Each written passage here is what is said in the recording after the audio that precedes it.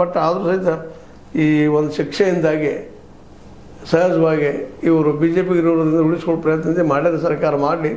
ಆದರೆ ಅದೇ ಕಾಲಕ್ಕೆ ರಾಜ್ಯ ಸರ್ಕಾರದ ಪರವಾಗಿ ಹೋಗೋಂಥ ನಮ್ಮ ಏನಪ್ಪ ಅಂತಂದ್ರೆ ಈ ಅಂಜಲಿ ಪಟೇಲ್ ಮತ್ತು ಶಿಲ್ಪಕರ್ ಇವರು ಮೇಲ್ಮನವಿ ಸಲ್ಲಿಸಿ ವಕೀಲರು ಆದಷ್ಟು ಇವ್ರಿಗೆ ನ್ಯಾಯ ಕೊಡಿಸ್ರಿ, ಇವ್ರನ್ನ ಬಿಡುಗಡೆ ಮಾಡಿ ಅನ್ನುವಂಥ ಒಂದು ಮಾತನ್ನು ಹೇಳಿದ್ದಾರೆ. ಇನ್ನೇನಾಗ್ತದೆ ಗೊತ್ತಿಲ್ಲ. ಬಟ್ ಈಗ ಮಾತ್ರ ಸೆಂಗರ್ ಇದ್ದಂಥವ ಇನ್ನೂ ಕೋರ್ಟ್ನಲ್ಲೇ ಬಂಧನದಲ್ಲಿದ್ದೆ ಅನ್ನೋದು ಅಷ್ಟೇ ಮುಖ್ಯ. ಯಾಕಂದ್ರೆ ಇನ್ನೂ ಅವನ ಮೇಲಿನ ಒಂದು 10 ಏನಪ್ಪ ಅಂತಂದ್ರೆ 10 ವರ್ಷ ಶಿಕ್ಷೆ ಆಗಿದ್ದ, ಇನ್ನೂ ಮುಗಿದಿಲ್ಲ ಅದು.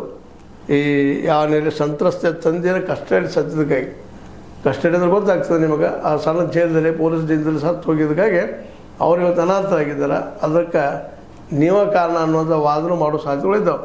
ಹೀಗಾಗಿ ಏನೇನಾಗ್ತದೆ ನೋಡೋಣ ಅದನ್ನು. ಬಟ್ ಏನೋ ಆಗಲಿ, ಸೆಂಗರ್ ಕೊಟ್ಟಂಥ ಜೀವಾವಧಿ ಶಿಕ್ಷೆಯನ್ನು ನೀವು ಮುಂದುವರಿಸ್ರಿ, ಅದಕ್ಕೆ ಕೊಡ್ರಿ ಅನ್ನುವಂಥ ಒತ್ತಡವನ್ನು ಎಲ್ಲ ಜನ ಮಾಡ್ತಾಯಿದ್ದಾರೆ. ಇನ್ನು ಯಾವ ರೀತಿ ಅವ್ರಿಗೆ ಸೆಂಗರ್ ಶಿಕ್ಷೆ ಆಗ್ತದೆ ನೋಡಬೇಕು.